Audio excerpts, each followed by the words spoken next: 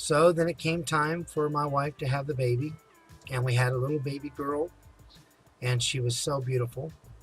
And we brought her home, and every day after work, I would take a nap with her. She would lay right next to me, and I would sing a song to her that only song that I knew at the time, all the words. And it was a song that my dad sang.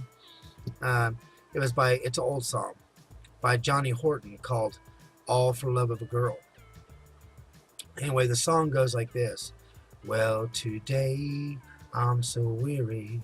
Today I'm so blue, sad and broken hearted, and it's all because of you. Life was so sweet, dear. Life was a song. Now you've gone and left me. Oh, where did I go wrong? And it's all for the love of a dear little girl. All for the love that set your heart in a twirl.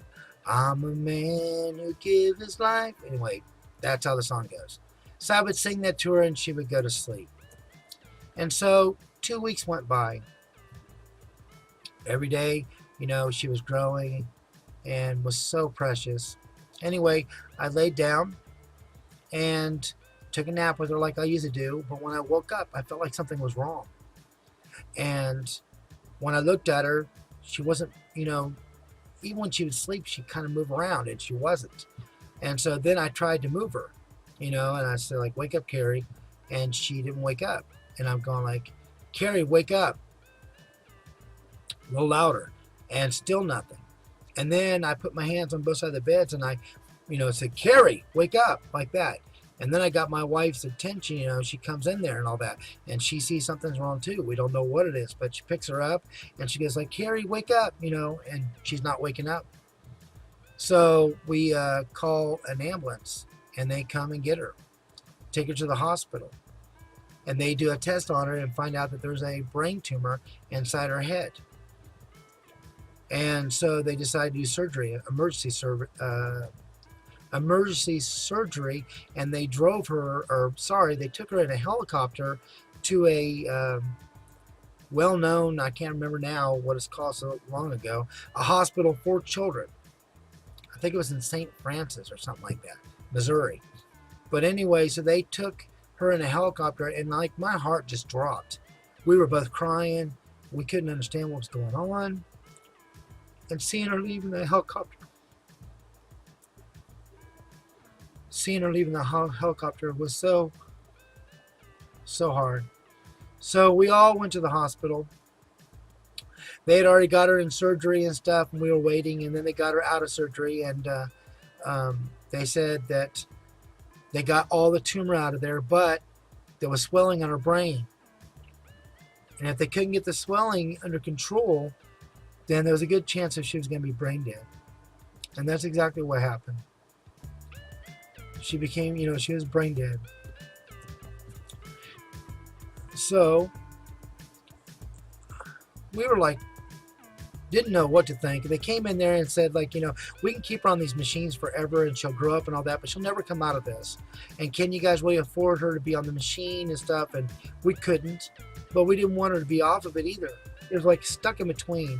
And then a person came in representing something, asked us about, do we want to donate our organs and stuff? And I said, no, I want my baby to be born with, or be buried with all organs.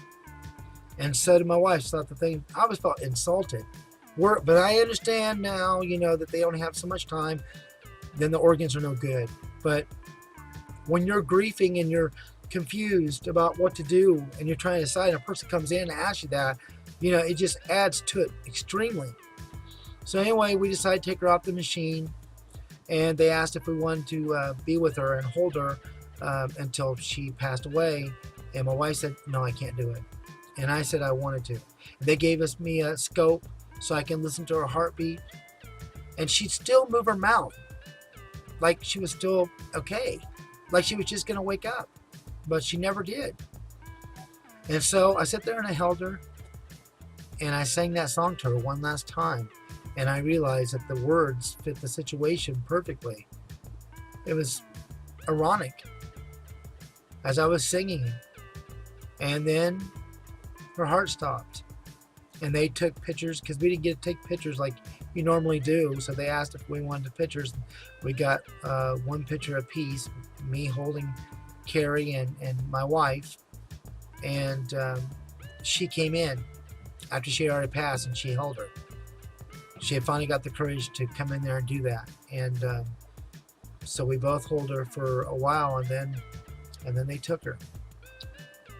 And it was just so heartbreaking, losing your child and thought everything was fine.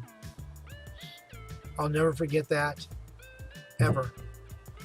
And so I count her as one of my children. Even though she's passed, I still say I had 6 kids, but I had 5 that lived and 1 that died. All right. Thank you for listening. And it's just me keeping it real. Bye.